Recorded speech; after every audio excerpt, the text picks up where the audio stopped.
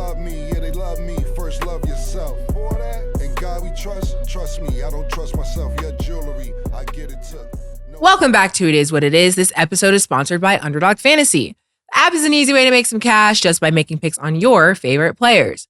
Underdog is available in more than 30 states, including California, Texas, and New York, just to name a few.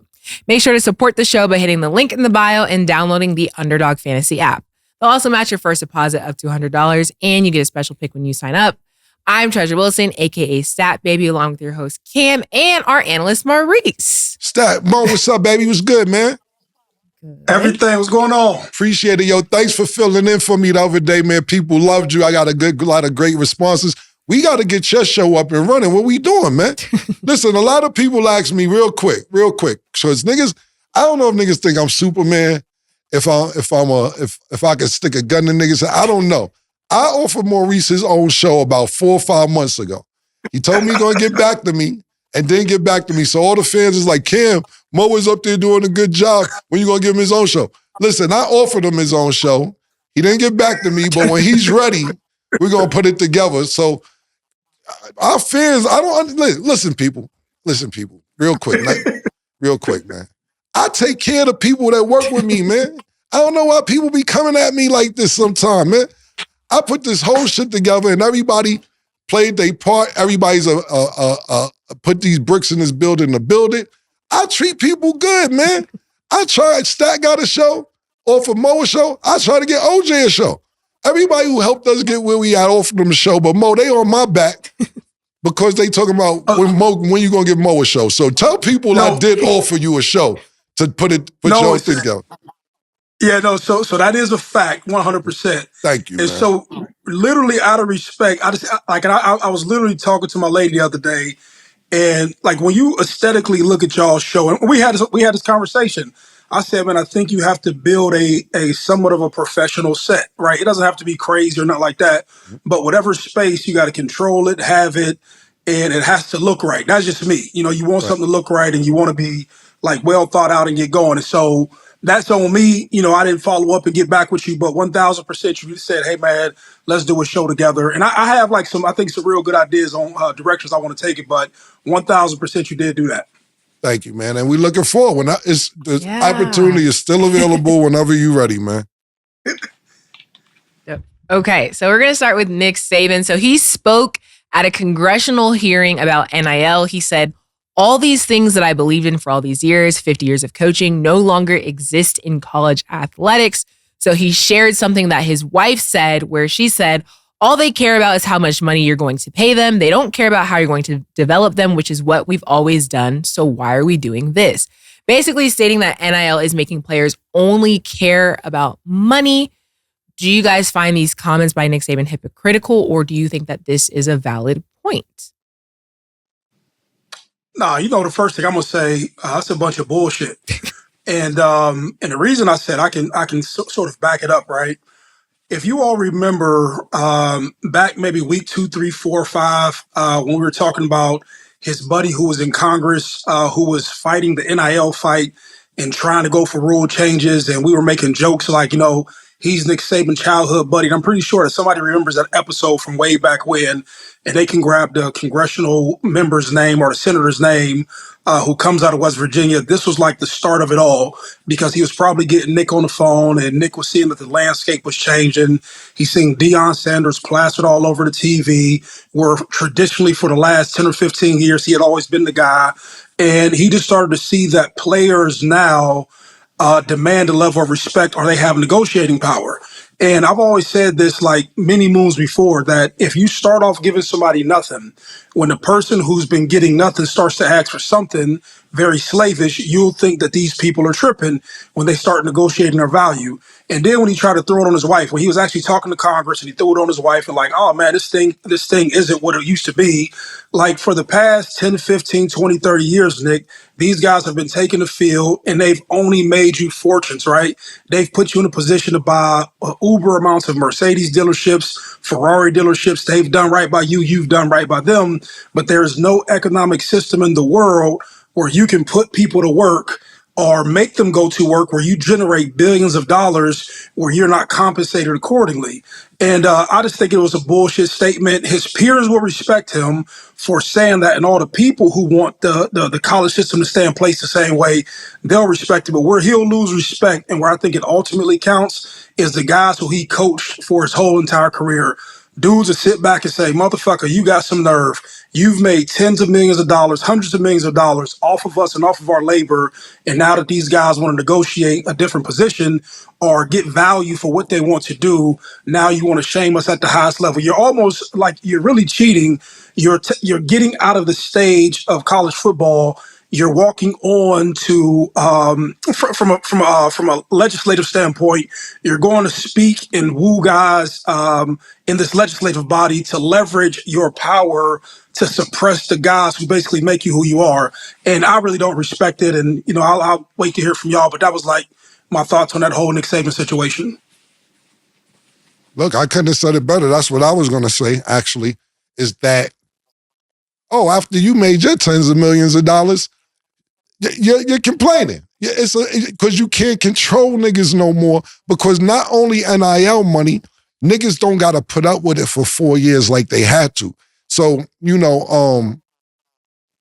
get there, you get to school, they woo you when you're in high school, you're going to be the man. Look, we're going to do this for you, you're going to do that for you, you're going to get this many touches, you're going to get this many snaps, et cetera, et cetera, et cetera. And it doesn't go like that for every player that they recruit. Now you're stuck there 4 years.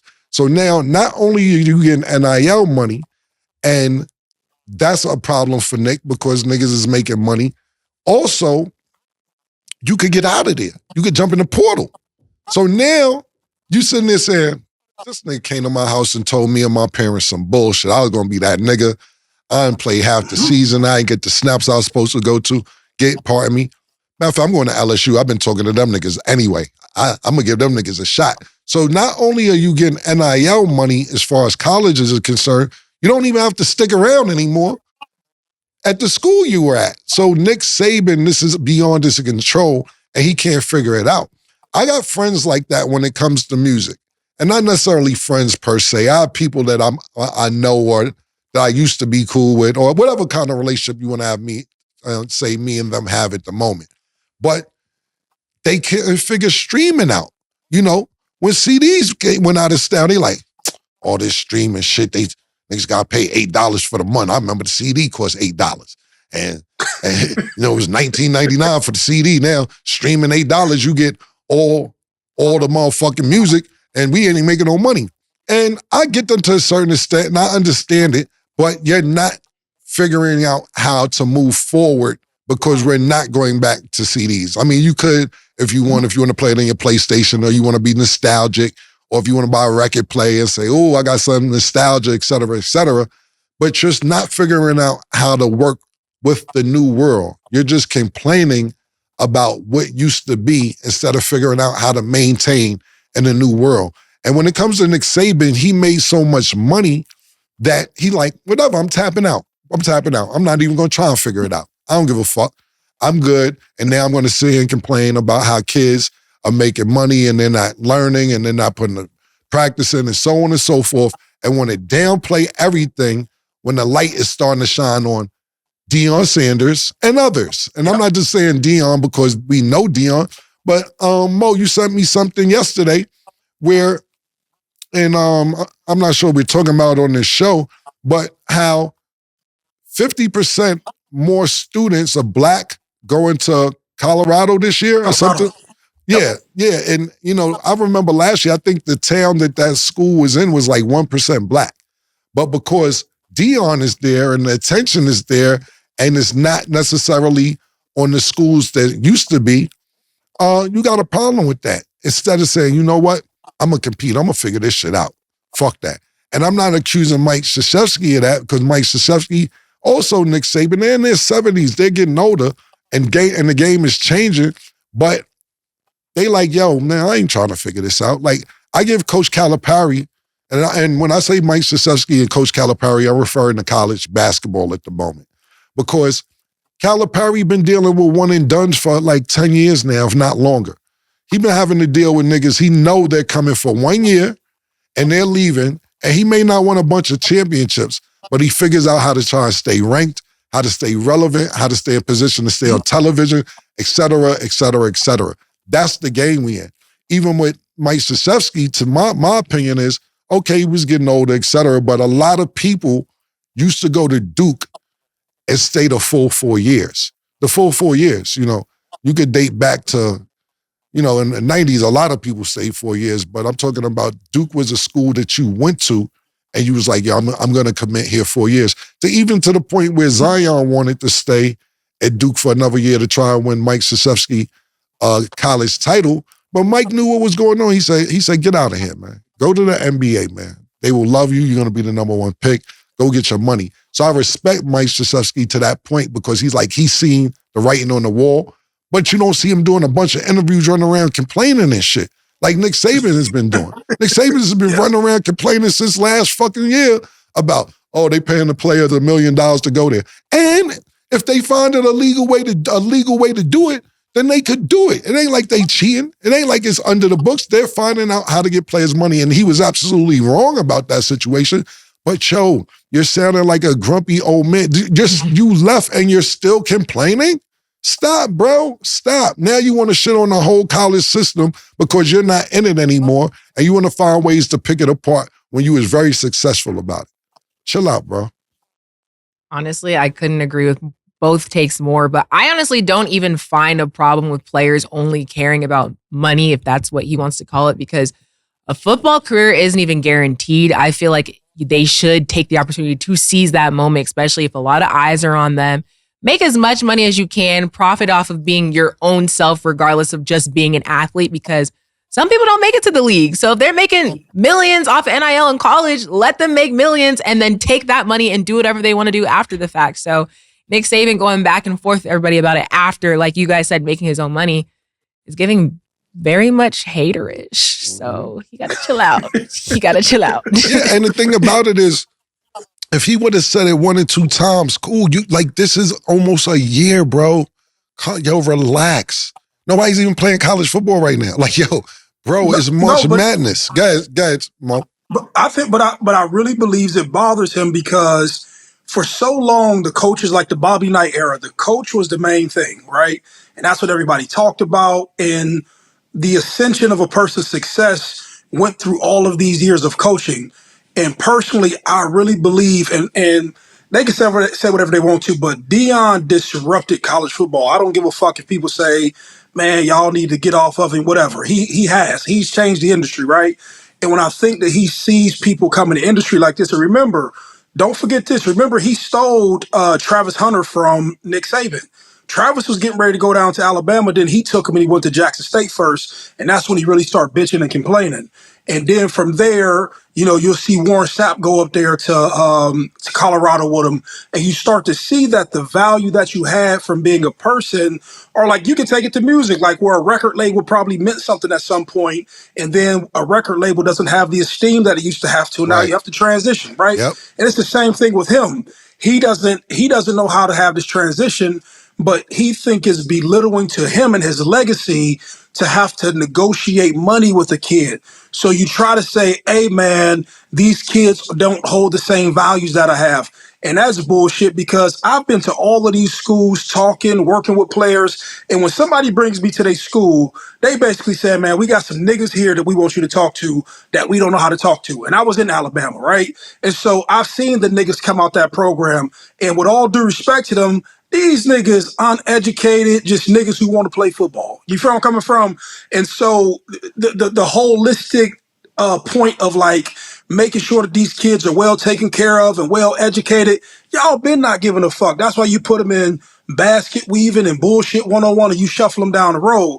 Those are like my underlying frustrations because I've been through it. So don't get up here and leverage your celebrity even more and push down these people who made you. Sometimes you just step away and say, hey, man, I don't want to participate in what's going on right now. I'll let the thing be what it is. I'll enjoy my legacy. The game has changed. You know what I'm saying? And that's where, like, that's my Nick Saban problem. And I don't know. Like what Stat said, I'll leave it at that. It just throws off all your hater vibes. Yeah. Agreed. Okay, so moving along, Aaron Rodgers is in some political troubles with a lot of people after people are accusing him of making Sandy Hook conspiracy theories in private conversations. In response, he said, "As I'm on record saying in the past, what happened in Sandy Hook was an absolute tragedy. I am not and have never been of the opinion that the events did not take place. Again, I hope that we learn from this and other tragedies to identify the signs that will allow us to prevent unnecessary loss of life." Comment goes on, but what do you guys think about all the political attention that he has been getting recently as being a potential vice president running mate with Robert Kennedy Jr.? Yeah, I said that nigga tripping, man. I don't know if you read the first article. The first one came when he was talking to like somebody back in 2012 or 13, and there was a reporter that he was saying that the Sandy Hook thing was a government organized event, and that the people in it were actors and all type of other shit, right? And I always say this, man, and people think I be tripping sometimes. I think dudes become delusional in some regard when they reach all of the success and have all of the money that they've ever wanted. Like they believe or begin to get into like weirdo shit, right? And when anybody start talking that conspiracy theory shit, like I just think like they be whacked out, and I just don't think that they have like something real going on in their life. And I think it's case in point with him. He may be an amazing quarterback, but just some stuff I see that come out of his ecosystem, I was like, man, this dude kind of little, he a weird he a weirdo on some level, right? And then there was another piece I thought about this that may be a spokesperson speaking for him, because he really may, if it's not this year, next year, or be Robert F. Kennedy's running mate, there's other things that he wants to do. And when you take like a significant American tragedy, especially with these kids getting murdered, there's a lot of people who get triggered from that shit, right?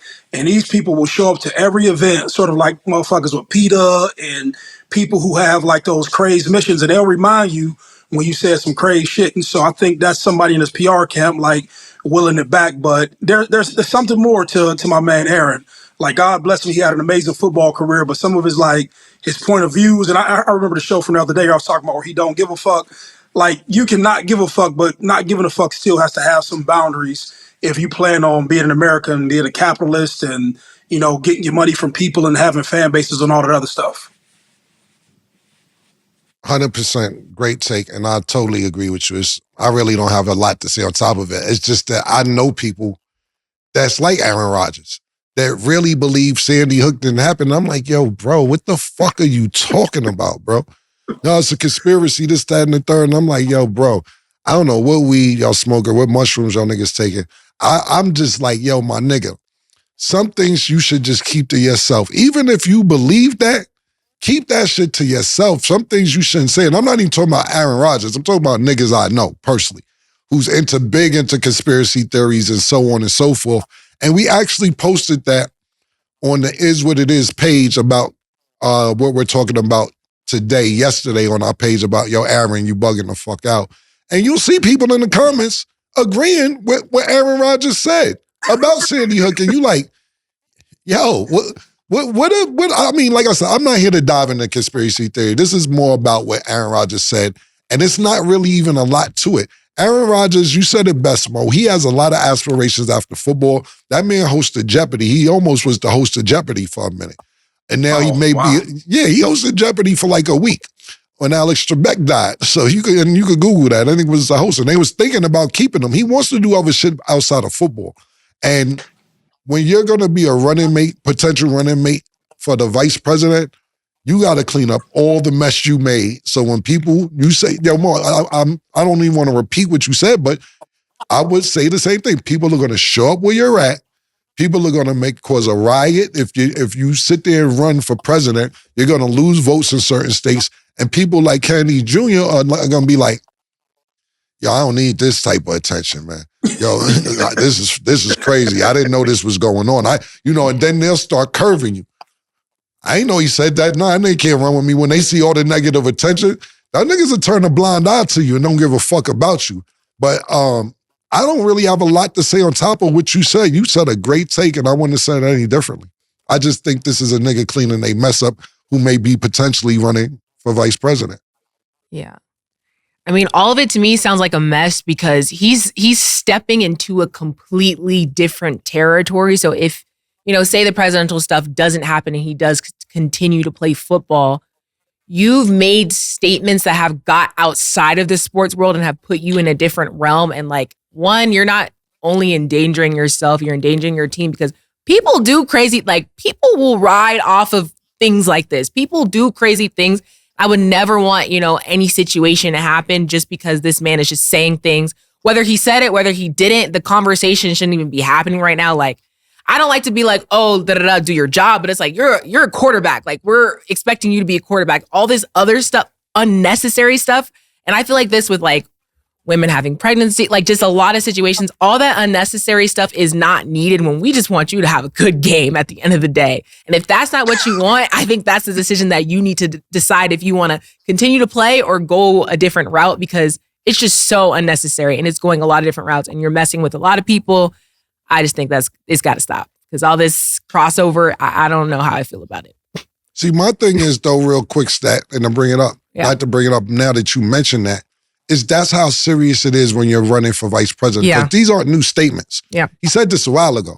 It wasn't like football didn't happen since he said this. Right. Nobody gave a fuck when it was football, but now you're diving into politics and it's coming back up. It isn't like he said this last night or the night before. This was months ago. He said this shit. Football season was in.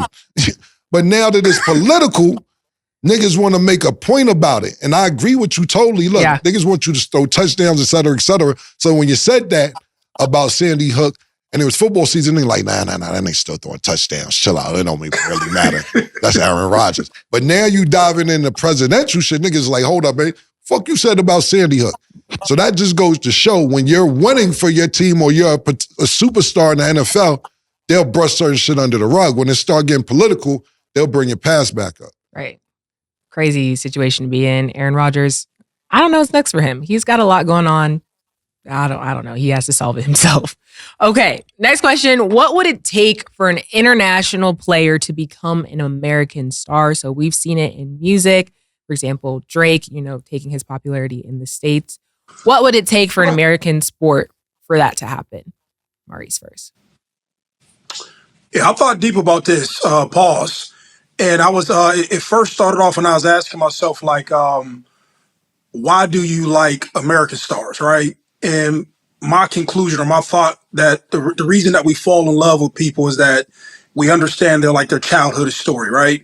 And you understand, be it through high school, college, or whatever it is, when they get to the NBA, you kind of have like some background, right? And I was asking myself, when you look at Giannis and when you look at all of these other international stars or players or notable guys who are in the NBA now, and I said, what is the disconnect, right? That we don't fall in love with them or see them as somebody who's able to take over LeBron's role or who's ever like the next coming, right?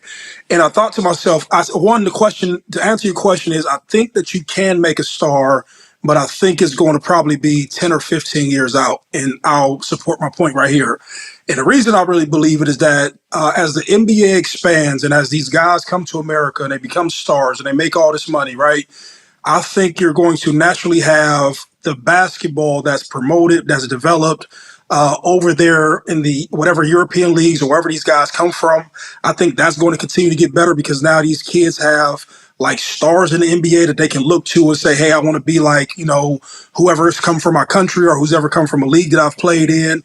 And those guys start to bring those guys back over there. But I also believe social media will help to make all of these places where these guys come from more visible. And I think that's the piece that's missing, right? I think you don't fall in love with the Greek Freak Paws or Luka or Wemby because you don't see them until it's time for these guys to get drafted. So you have no emotional tie.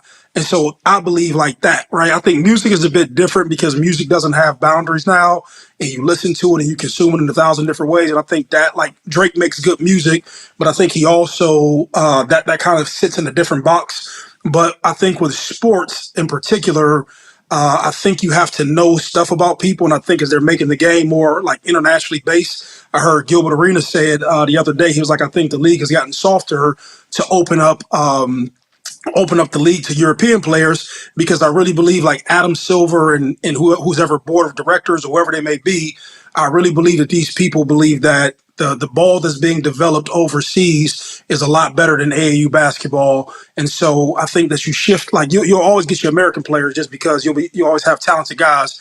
But as you're trying to expand like your distribution, your TV rights, the brand in general as the NBA, I think that it can happen, but I don't think it's happening anytime soon. Ask the question to me so I just make sure I answer it correctly. Yeah. So basically, what would it take for an international player to be an American star? So to gain that popularity over here, not just where they are based. And just so I'm clear, playing over there or playing wherever? I think like playing wherever. Yeah. Once you pop in America, you could pop back home.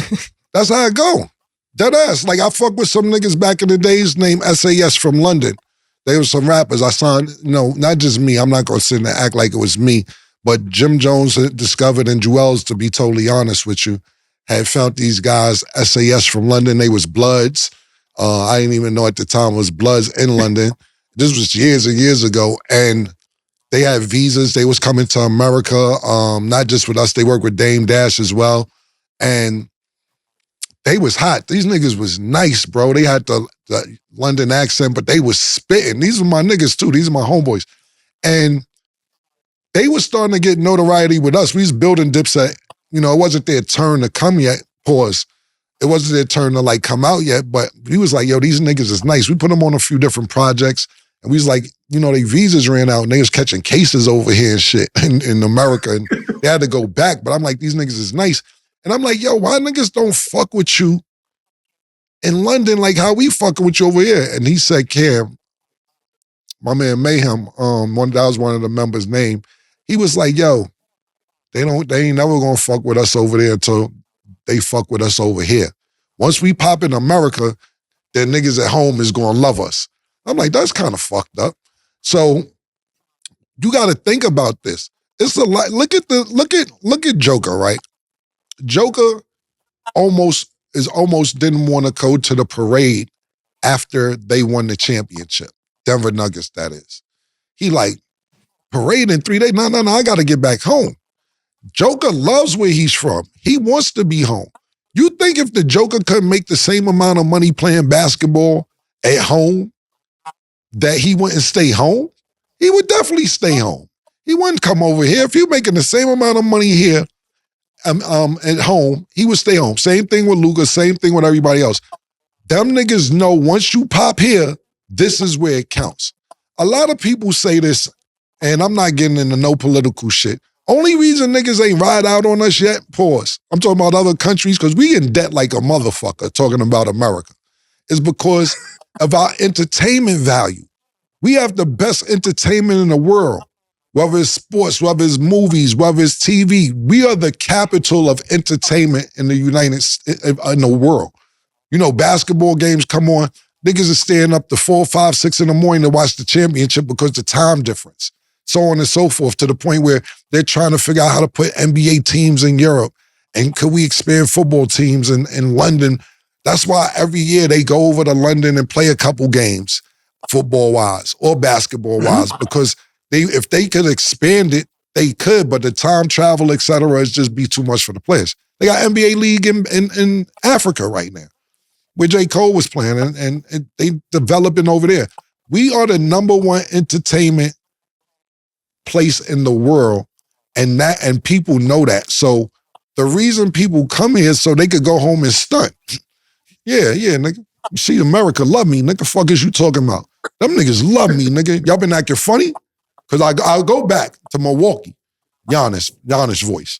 I know you ain't acting funny. I go back to Dallas where I'm Luka voice.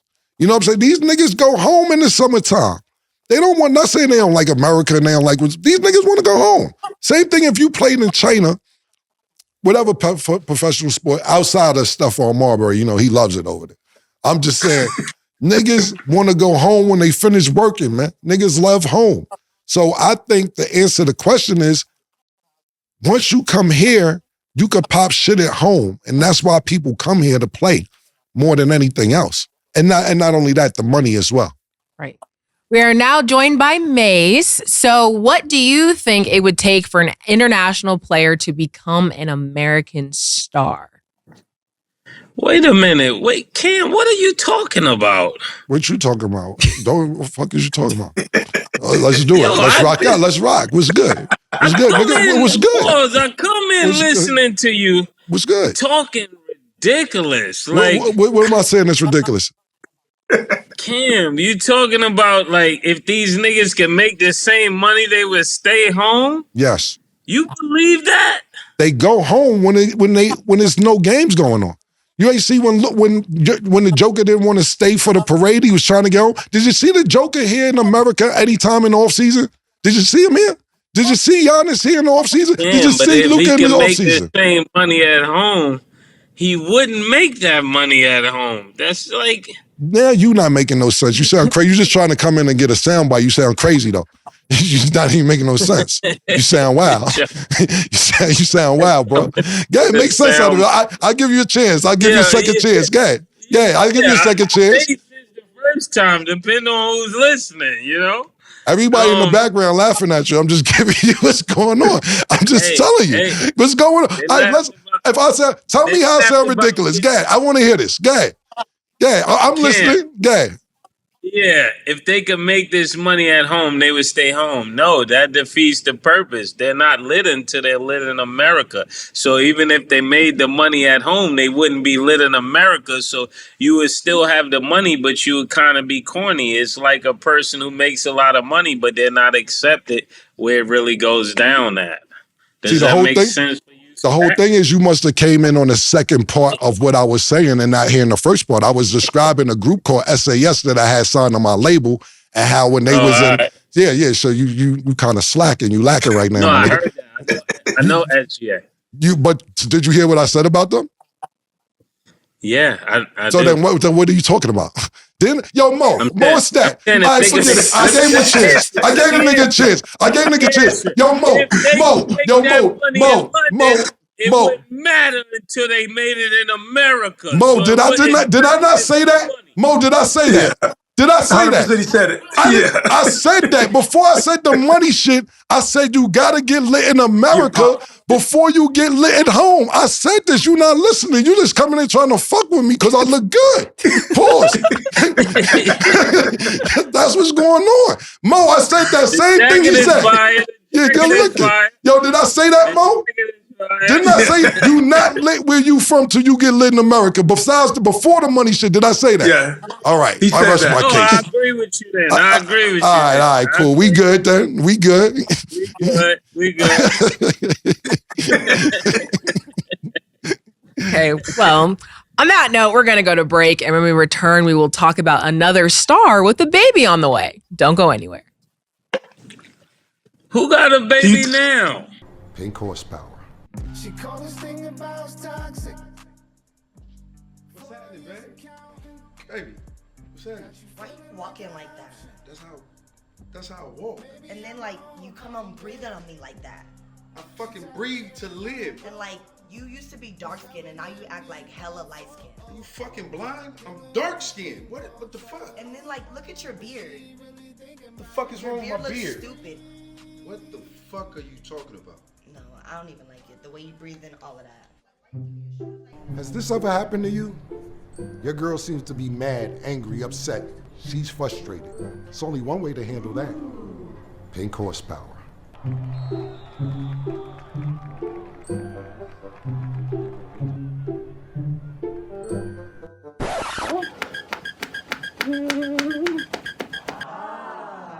No. But your breath is really refreshing. No. I'm just trying to give you a massage. Plus, have I told you how good your beard looks lately? It looks so good. No. PHP. It works every time. Wait, where you going? Welcome back. Now let's get into our Underdog Fantasy picks of the day. Tonight, Denver will play the Spurs. Underdog Fantasy has Jokic at 46.5 points, rebounds, and assists. Do you have him higher or lower? Mase. Man, they might as well just say they got Joker for 70 out there. I mean, anything is doable with the Joker. Pause, for real. This is the first tricky bet, I think, by Underdog. I'm gonna go lower. Okay, Cam. I'm gonna go lower. I'm gonna go lower for the simple fact I don't think he'll play in the end. I think that Denver realized what time of year this is, and they're not playing no games during down the stretch. I think that they're gonna pull away from San Antonio early, and the starters aren't gonna play that much in the fourth quarter. So I'm gonna go low. Okay. Jamal Murray is at 7 assists. Do you have him higher or lower, Cam? Lower. Mase? 7 assists, lower. Yeah. Okay. And Wemby is at 10.5 rebounds. Do you have him higher or lower, Mase? 10.5 rebounds, higher. Higher. Okay. Download the Underdog Fantasy app and you can make your picks too. So it's been a very baby-filled week. We've got a lot of, pregnancy reveals in the past couple of days. Trayvon Diggs' girlfriend, Joy Chavis, announced she is pregnant. Thoughts on the reveal? Maurice, I actually want you to go first. And then. Yeah. Well, I said, man, these older women got to figure it out, right? They fail initially, and then they find them young suckers, right? so she's definitely figured it out. Oh, they were failing with us.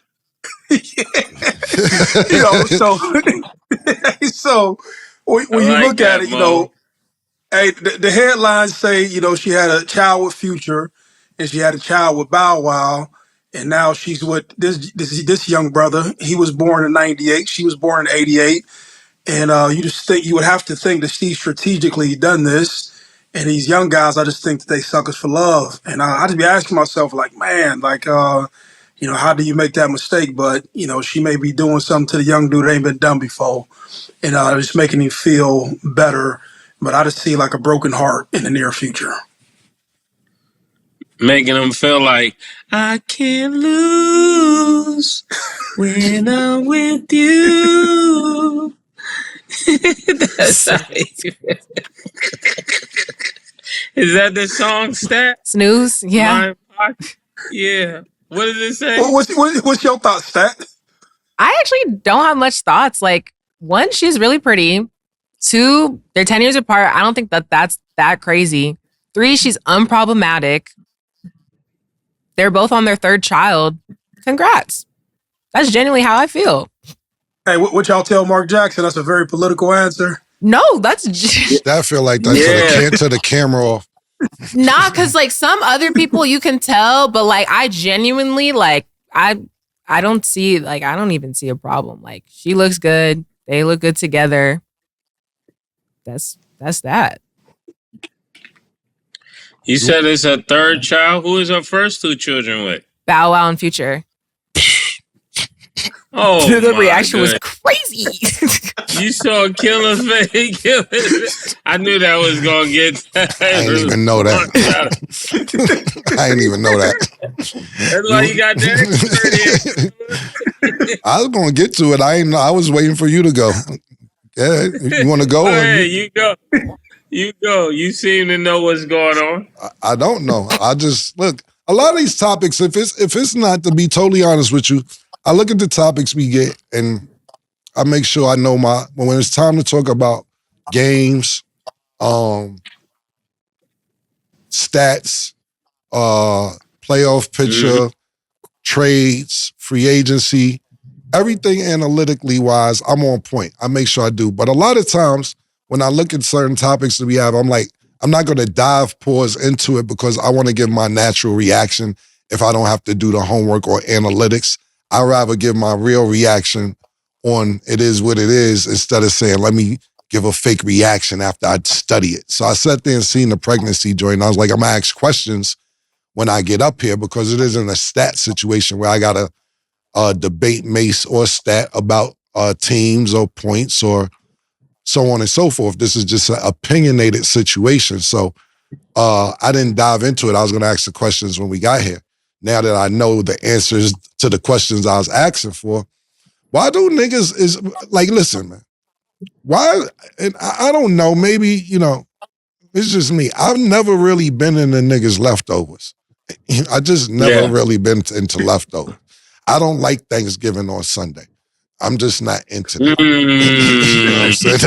That's just not me. That's the killer I know.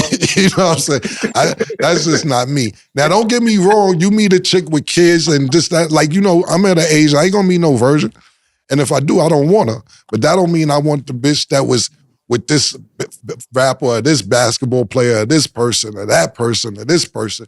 You know what I'm saying? Like, honestly, when I meet a bitch and she in the mix, I'm straightforward. And I said, look, I may not care, but I like to be aware. Did you fuck anybody I may have knew or you think I might bump into?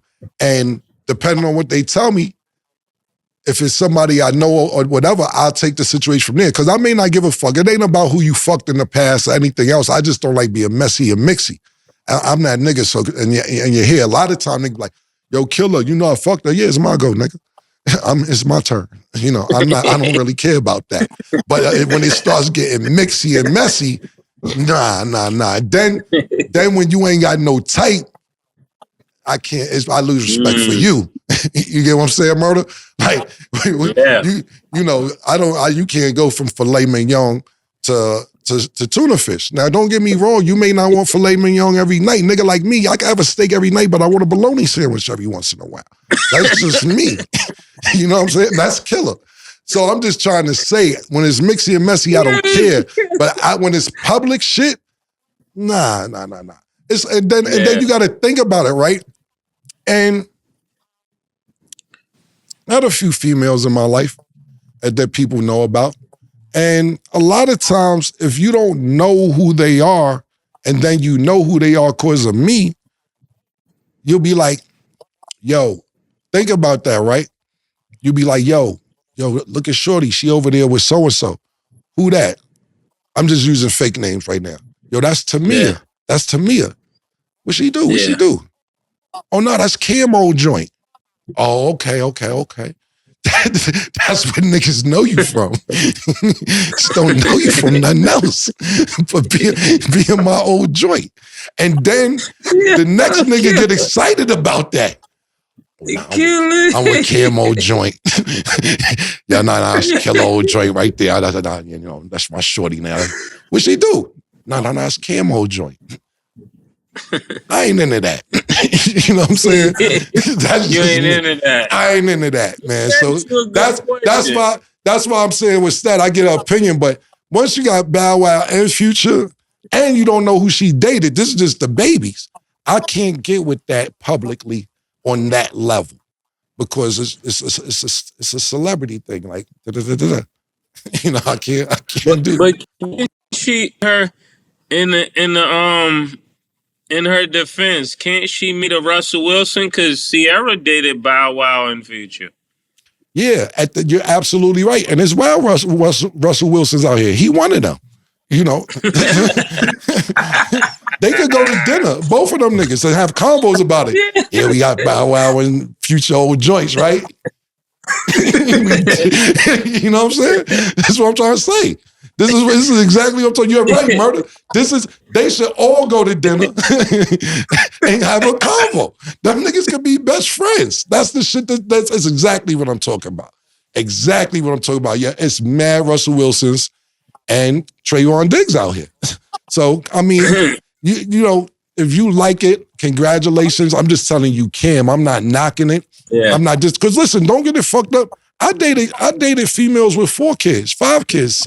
I know I had a chick with 6 kids. Yeah, it's not the kids. It's not the kids. It's who they're by. Like, it's just like if you got a baby by now I'm not saying Future is this or Bow Wow, but I'm just making names just for conversation. Mm-hmm. If a girl got a baby by Eddie Murphy and she got a baby by Charles Manson, are you gonna be the next one to have a baby?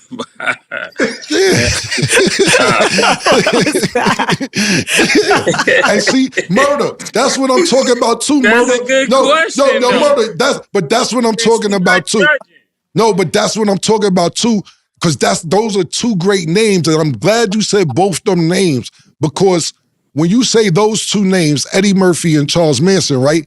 I gotta immediately take myself out the equation, not because of their celebrity, not because of their celebrity status, because you don't have a type. You're willing to do whatever. Yeah. I can't do it. You know what I'm saying? Yeah, cause she got baby. If you got baby Manson, and then you got baby Eddie, then you got fun there. You got some killing there. You got Yeah, you don't got a type. You got no type. You want to do anything. Listen, man, real quick before I let Murder finish up, I'm going to quote something from Pusha T, man. Pusha T said, never fall in love with a girl that loves the camera. She'll turn around on you and fuck the janitor. I like that. Yeah. Where do you get this from? Pusha T said that. Right? Yeah, Pusha T bars. I'm just quoting Pusha T. Yeah, the clips. Listen, yeah, man. So I wanted to ask this question before we move on. Yeah. How many celebrities is too much? Because ladies need to know this, so they will want to know this from us. How many celebs is too much before you're off limits? Is there a number for that? Let me say this. It might be 2. It might be 2 for you. See, that's the thing about it. See, it's so this whole conversation is so broad because it's like, what do you plan on doing? If you fuck 4 or 5 niggas that's celebrities and I like you, I'll meet you on the low.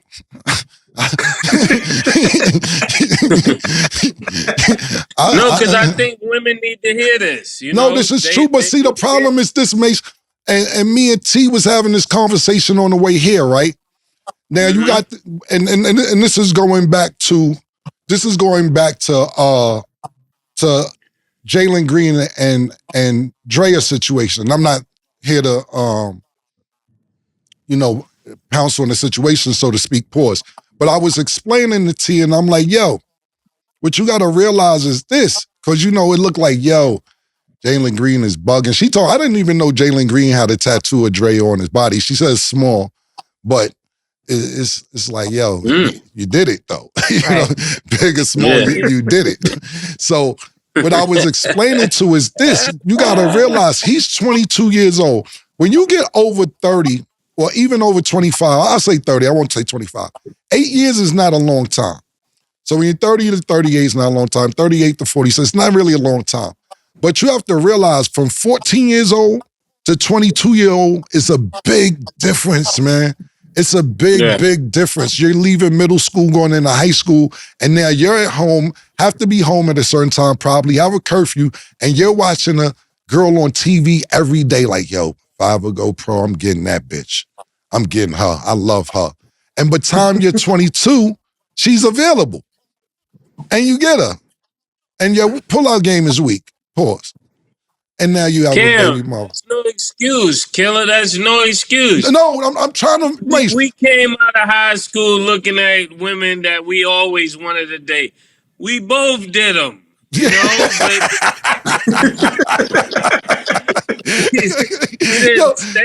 Yo, Murder, I totally agree. What I'm trying to do is this, Murder.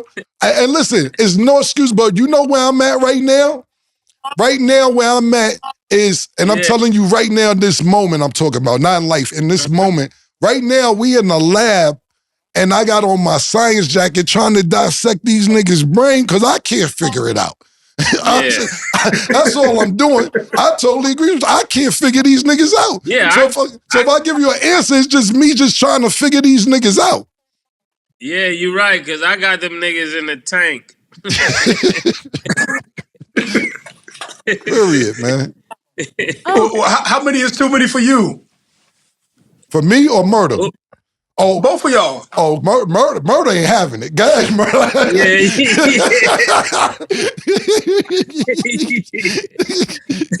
Murder ain't having it.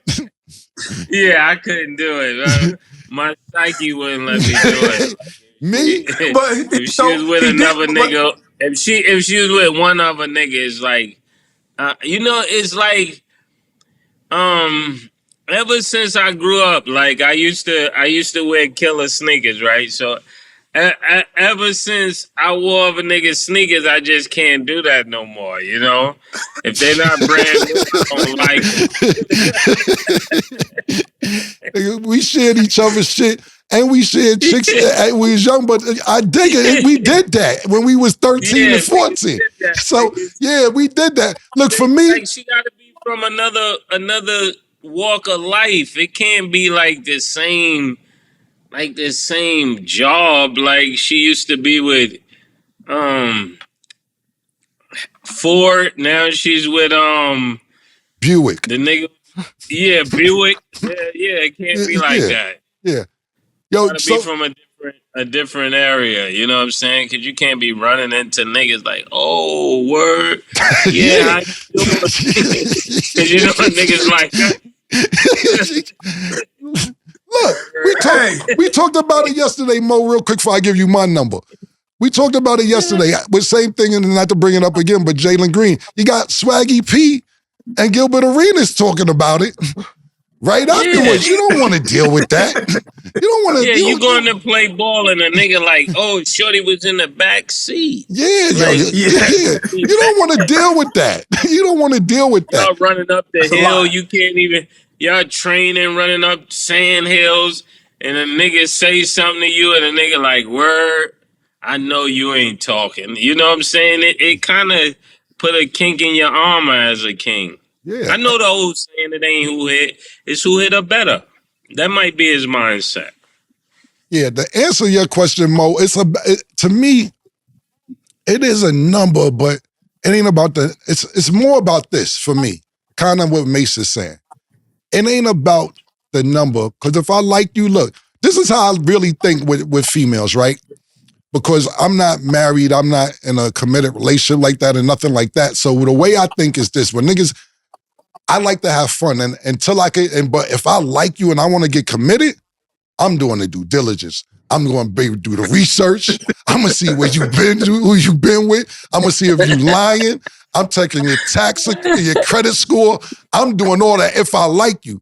If we having fun, whatever, I don't really care. Whatever, we just having fun. But if I like you, I'm going to do some homework. So it varies. It's so I don't want to say a number. It's about this, kind of what Mase said. If you doing something with your life and you're doing something, whether it's working, whether it's a celebrity, whether it's fucking library, I don't care. As long as you're doing something successful with your life, then I think, and it don't have to be successful, it could be maintaining. I think that's good. I can't fuck with being with a chick and niggas be like, nah, he was so-and-so old joint. I don't, nah. I can't. You know, it's one thing if you could be like, and not to use stat for an example. I'm just saying, no, that's a little sister. I'm just saying, like, yo, nah, that's that from It Is What It Is. Yo, that's that. Yeah. Oh, it is what it is. That not. Nah, that's Terrence's old girlfriend. You know what I'm saying?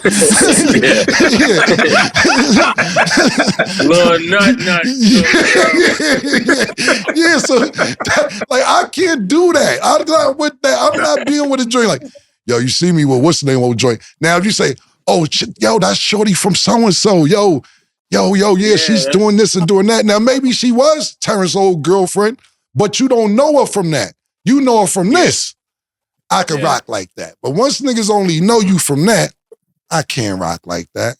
I can't do it. So you kind of got to switch. You got to switch genres. Like if you was messing with a nigga playing basketball, then you switch to football, then go to hockey. Don't stay in the same thing. Like rap after rapper is going to be bad. Even sports athlete after sports athlete, murder.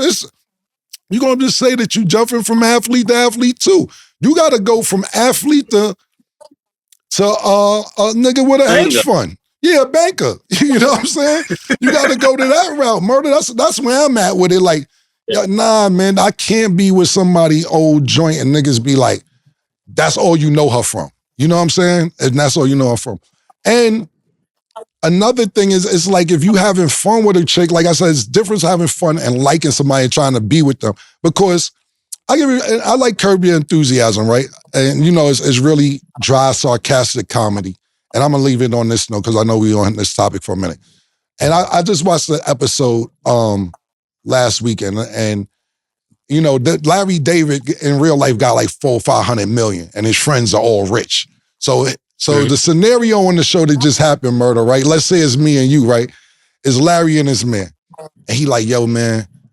Yo, I'm like, yo, Murder, I just bagged this bitch from Disney, man. You know what I'm saying? Yo, I think she the writer. She write all the shit at Disney, this, that, and the third. Yo, nah, I think it's lit. And you like, word, Cam? Yo, that's congratulations. That's what's up. So I go to pick up from work and I pull up and she's the mascot at the Disney store. Oh, nah. oh, nah, babe. I ain't know you was Minnie. I thought you was the writer. I thought you was one of the executives. That was on the last episode, nigga curved her. You know what I'm saying? It's a lot of different avenues to this question. I'm done though.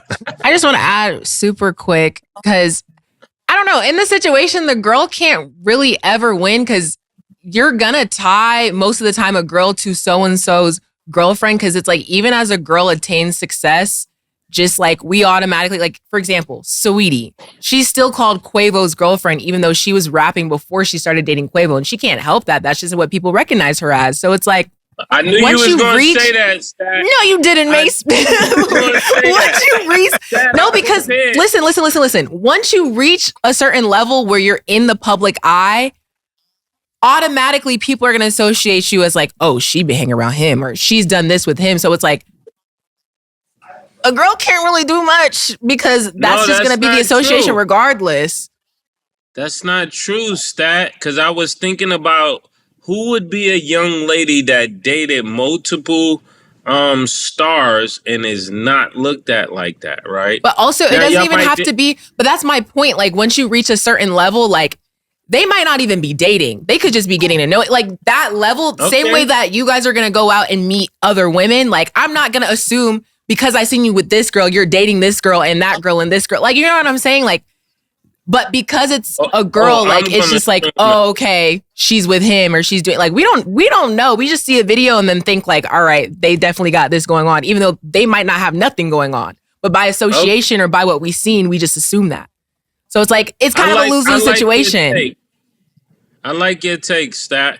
I'm gonna name one young lady that I saw with different stars, but I don't think of her like that because her personality doesn't give off that. Okay. You understand what I mean? So yeah, I understand. She could be with every person she was with, she was really with them. Right. You get what I'm saying?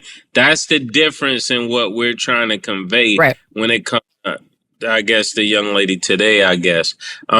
What's the girl name that was with Chris Brown and then she was with the dude from the Giants? Carucci, right? Mm-hmm. I don't look at her like that. Even though she was with two different superstars, it didn't come across like that. It looked like she was genuinely in the relationship. Right. That's more so what we're talking about. So I'm thankful that you brought that up because it allowed us to share light on that. Right. Sometimes when you see the woman, you just know what time she on. You know what I'm saying? And we That's can't a good point. lie. I like Carucci. Yeah. I definitely That's why both start laughing. We know what time it is. Yeah. It's like sucker number 2. Lollipop season has begun. Right. No, that's a great point, but I did want to just share that because I'm just seeing how things can be misconstrued because certain people aren't even putting out because at the end of the day, image does matter. Like people, are going to view people a different way. I get that because same way we do vice versa. But it's like when we, say certain statements, I'm just like, I just know how that could sound. I just want to like preface like, that's not always the case. For some people, I'm not gonna lie, it is. It is. Like we see it. It's not like we're not dumb. But for a lot of people also, it's not. It's just like how things look. So I just wanted to make that point. Yeah. But we definitely got to move on because, Hold on, I want to say something else now that you said, sweetie. Could you go buy tickets to her show if she got a show? Can you go buy tickets? Because she's a rapper, right? Yeah. You go buy tickets, right? You can go to a sweetie show. She got videos, right? Yeah. So she has a career. Yeah. Whether you think of a Quavo girlfriend or not, she has shit to do. Right. Some of these bitches don't got shit to do. Right. You just that nigga girlfriend. That's just that. Yeah. Whether she was rapping before fucking with Quavo, during fucking with Quavo, after fucking with Quavo, you can say that's Quavo girl, but Sweetie gonna be booked, right? Walk through, show, whatever. Some of these bitches don't got shit to do. They just not doing shit. They just was that nigga girlfriend. So I just want to say that. Okay. It is.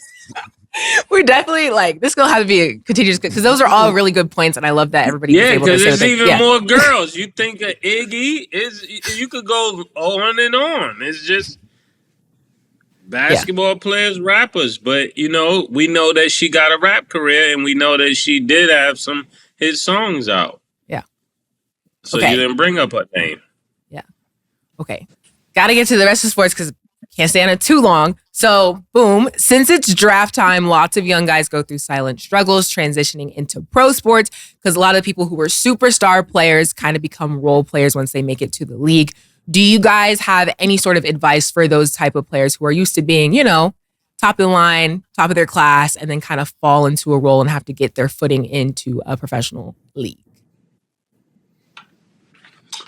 Yeah, I tell you what, this question really it comes from a personal experience of just a young guy that I know and that I work with in some capacity, right? And it had never, I don't want to say dawned on me, but it was something that I told him because he watches the show, but he had a bunch of success in college. Then he went to the NBA and had to be a role player.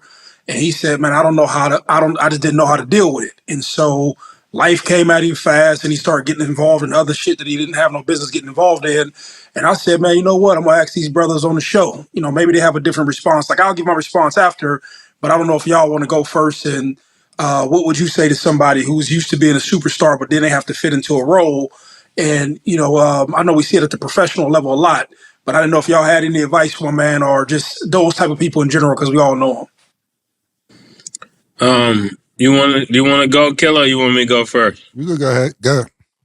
Yeah, like to me, I have this saying I tell people, right? Anything you can't do 100%, don't do it with me. Pause. You know what I'm saying? Like I'm into giving your absolute best. If you can't give your absolute best, you shouldn't be doing it. So when you have people that were stars on one level, they could actually be a star on the next level.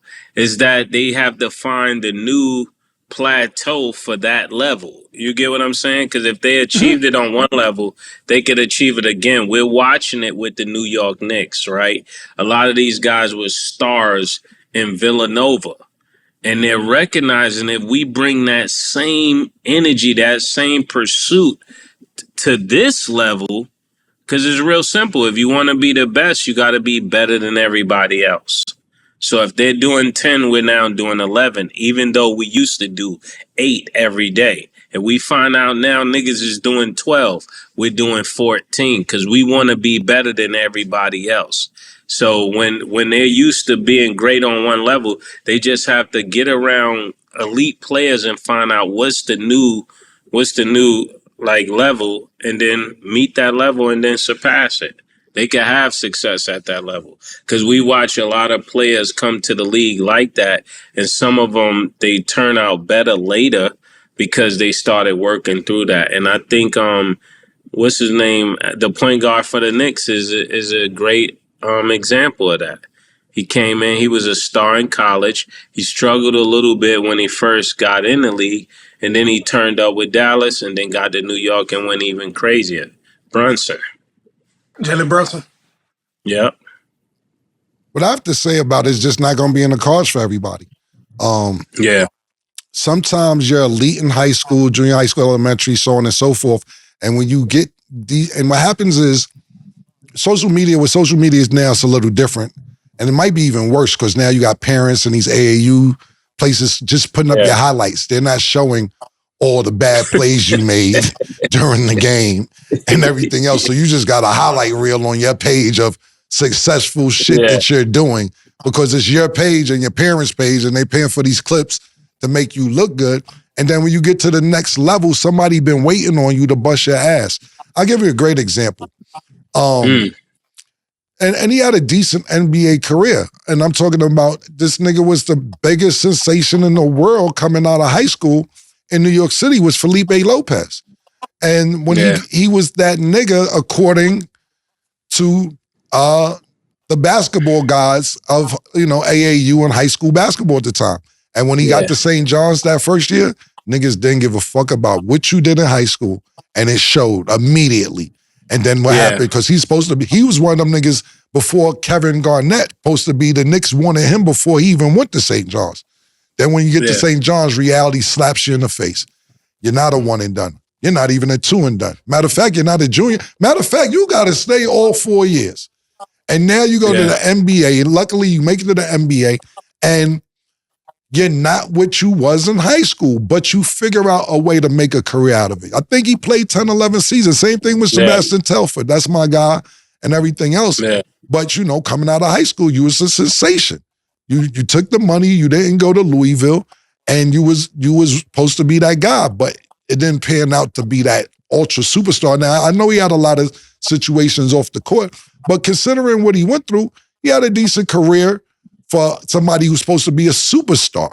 Sometimes you're just gonna have to play a position when you was a superstar, and that's what a professional's being about. Let's think about this, man. As much fun as we make of Patrick Beverley, not just us, people in general, as being one of a defensive prowess, one of the best defenders of this generation, to be totally honest with you. Amazing defender. I know we play around with Pat Paws up here a lot. But think about this. And think about how many people play basketball. I think is second after the state of California. The state of Illinois has the second most basketball players right now in the NBA after the state of California. In high school, Patrick Beverley's senior year, listen to what I'm about to tell you, averaged 37.3 points. Yeah. No, he not scored his game high for the season. He averaged 37.3 points, 6 assists, and 8 steals a game. I don't think. Listen, if you didn't hear what I said in our audience, listen to what I just said. Go back and rewind it. That is amazing. Ridiculous. That means in high school he's going crazy. But now you just know him for defense, and that's what makes him a great pro, because you got to figure out where your check is going to come from. It ain't going to take me scoring 29 points. I'm going to keep me a check by being a defender, hitting the open three once in a while and being a nuisance. That's where my money is. And that's what's going to happen with a lot of people who want to remain a professional athlete. Everybody that's a superstar in high school is not going to be a superstar on a professional level. Mm-hmm. Good point. Yep. That's true. That's true, too. It's possible for two things to be true at the same time. Yeah, no, those was great answers, and I'm gonna definitely send him the clip. But to both of y'all point, I think the biggest takeaway when you was talking, Cam, is just understanding how to be a professional. That came out of his mouth saying, "Hey, man, I didn't know how to be a professional. I was a lottery pick. I thought when I was gonna go to a team, I thought they was gonna need me immediately. But the thing that happened was I had to sit behind somebody, and in that space, I didn't know what to do with myself. And then I'm young, I got a bunch of money." And so you self-destruct because you don't know how to navigate that space. And, you know, I had a long conversation with him. He's my guy. In the near future, I'm pretty sure y'all see me around. And I just want to make sure he makes his transition right. But it was a big thing. He was like, man, like it was even a lot for me to even hear him admit it himself. Like I didn't know how that space, I didn't know how to navigate that. You know what I'm saying? Yep. And I think he's going to end well. But I think the biggest takeaway is like you defining what a professional is or what does that look like? You know what I'm saying? Yeah. Yeah, I really agree with that. I really even agree with what Cam said. I would tell him to do both, actually. I would tell him to actually really, really focus in on what it takes to be a professional and where you're going to get your check from, as well as outwork everybody. You could do both, actually. Okay, well, that's all the time we have for today. Maurice, thank you for being here. Mo, good seeing you, man. Also, everybody, make sure your show comes on today. My show comes on today at 3. Make sure you guys stay tuned. We talked about a lot of good stuff. 3 p.m. Check Eastern. it out. 3 p.m. Eastern today. Yes. Okay. Well, that's all the time we have for today. Thanks for watching. And as always, it is what it is. Start at 3. Two Big Macs, like when they doing them 2 for $5.